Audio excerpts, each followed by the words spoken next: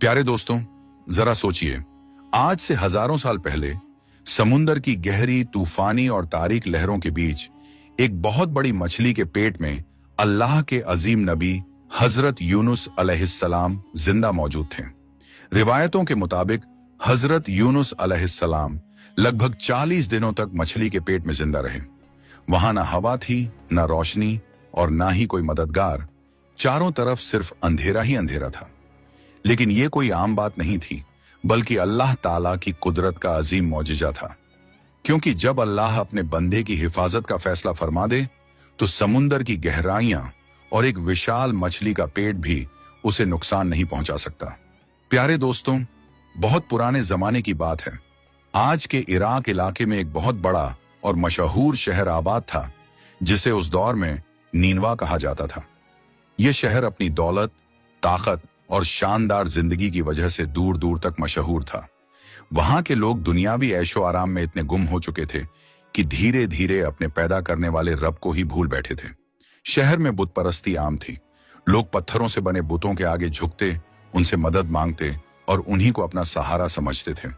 गुनाह, जुल्म और बेहयाई हर तरफ फैल चुकी थी। तभी अल्लाह ताला ने अपने फजल और रहमत से उनके बीच अपने नेक और अजीम पैगंबर हजरत यूनुस अलैहिस्सलाम को भेजा। हजरत यूनुस अलैहिस्सलाम बड़ी मोहब्बत और सब्र के साथ लोगों को समझाते। वो फरमाते, इन बुतों की इबादत छोड़ दो, क्योंकि ये ना तुम्हारी पुकार सुन सकते हैं और ना ही तुम्हें कोई फायदा या नुकसान पहुंचा सकते हैं। असली इबादत सिर्फ उस एक अल्लाह की है जिसने जमीन, आसमान और पूरी कायनात को पैदा फरमाया। लेकिन नीनवा के ज्यादातर लोग अपने घमंड और गुमराही में इस कदर डूब चुके थे कि उन्होंने अपने नबी की बात सुनना तक पसंद नहीं किया। उल्टा वो हक से मुंह मोड़ते रहे और गुनाहों की राह पर चलते रहे। लेकिन उनकी कौम का रवैया बिल्कुल अलग था। लोग हजरत यूनुस अलैहिस्सलाम की बात मानने के बजाय उनका मजाक उड़ाते, ताने देते और उन्हें झुठलाते थे। वो कहते, ऐ यूनुस, अगर तुम्हारी बातें सच हैं तो फिर वो अजाब ले आओ जिससे तुम हमें डराते हो। हजरत यूनुस अलैहिस्सलाम ने कई साल तक बड़ी मोहब्बत, सब्र और नरमी के साथ अपनी कौम को अल्लाह की तरफ बुलाया। वो चाहते थे कि लोग गुमराही छोड़कर सीधी राह पर आ जाएं, मगर उनकी कौम का घमंड और सरकशी दिन पे दिन बढ़ती ही गई। अपनी कौम की नाफरमानी और लगातार कुफ्र को देखकर हजरत यूनुस अलैहिस्सलाम बेहद गमगीन रहने लगे।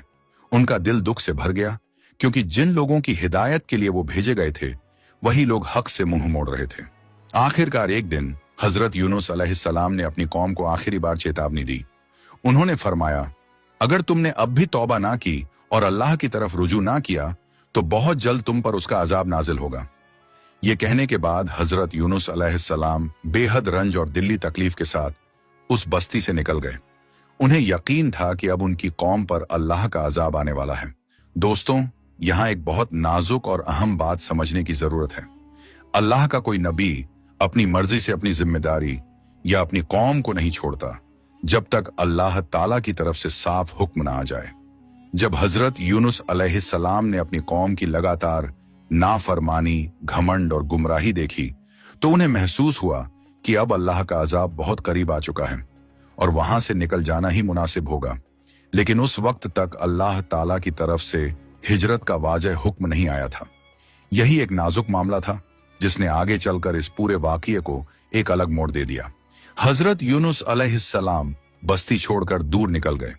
उन्हें पूरा यकीन था कि अब उनकी कौम पर अल्लाह का अजाब नाजिल होकर रहेगा।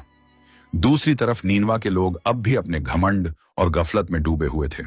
वो आपस में हंसते, मजाक उड़ाते और कहते, देखो, यूनुस हमें छोड़कर चले गए। सालों से अजाब की बातें कर रहे थे, अब कहां है वो अजाब।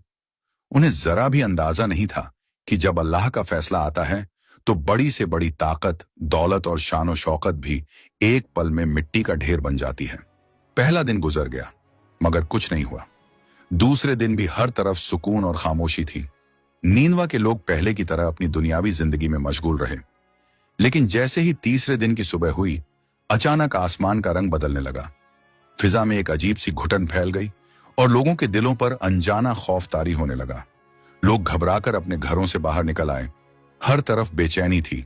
लोग एक दूसरे से पूछ रहे थे, ये क्या हो रहा है? आसमान का रंग ऐसा क्यों हो गया?